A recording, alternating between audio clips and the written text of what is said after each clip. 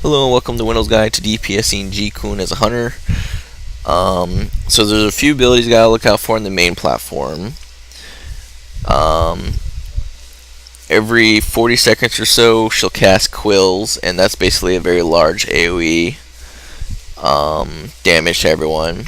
Whenever she casts that, if you want to, you can use deterrence to mitigate some of that damage. The other is claws, which you can see she just casts that on me. You actually want to be spread out 8 yards for that as a result. Otherwise, you'll end up hitting someone else.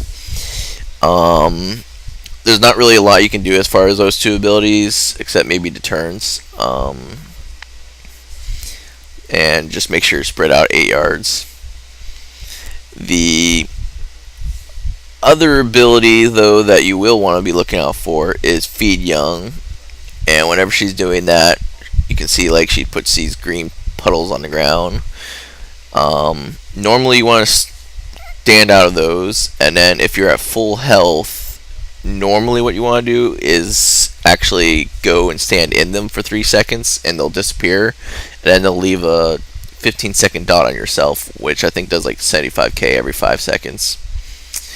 And that's basically how you get rid of those, is you just stand in them and then take a dot. So you don't want to stand in them and take a dot if you've already got a dot on you, because then you'll get a stacking dot, and that would be bad.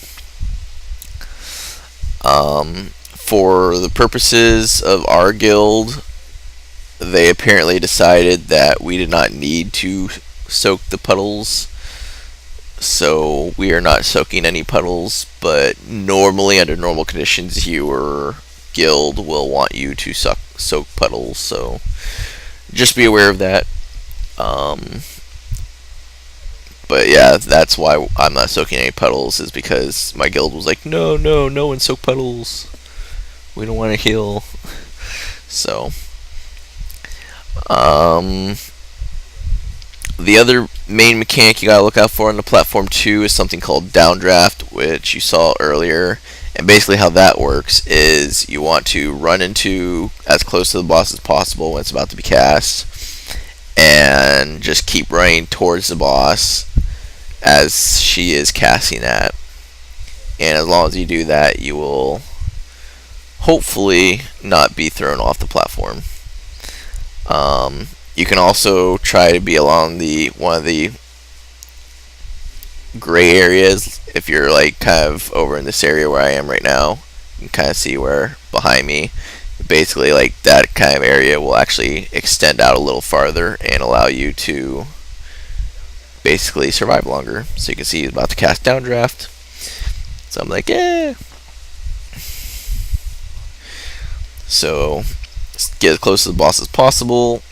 Make sure you're in the gray area so that you have a little bit farther you can stay. See, if I hadn't been in that gray area, I would have already been off the platform. And you can actually use disengage at the very end too, to actually get back on the platform, just in case, depending on how much longer you have left on the downdraft. I'll probably try to make another video if I can, explaining more about the strat as far as if you're assigned to kill ads, the hatchlings and all that stuff on the other thing, but I'll try and explain a little bit here too. Basically, all of the stuff that's going on right now, like that, this is just normal stuff. The only other mechanic is when you go down there, you'll pick up the very first one you pick up. Let's see how to explain this. Basically, if you're assigned to kill the nests, there's various nests along the outer edges of these things, and the first nest that you see with a red aura around it is the one you need to go to. And when you go down to it, basically your job will be to kill the hatchlings. Well, you want to kill the eggs as quickly as possible. If you can't do that, they'll hatch and turn to little baby hatchlings. Kill them as quickly as possible. And hopefully you can kill them before they turn into full-fledged birds. So you can see disengage back. But as long as you do that and kill them before they get up there, then that'll be good. And while you're down there, you'll pick up a little feather which has like a certain number of charges and allows you to fly, so you can fly from one nest to the next nest, especially flying up to the higher nests. And basically how you want to do this is, normally you just want to use it to fly from one nest to the next nest, but you can, whenever she's casting downdraft, if you're over here, you can actually use the feather as well to avoid downdraft.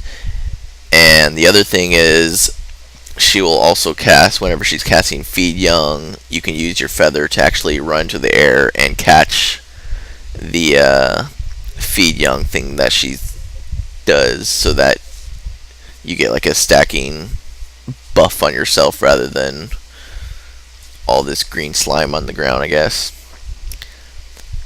I'll try and explain that more of that stuff in another video if I can, but that's basically how that works.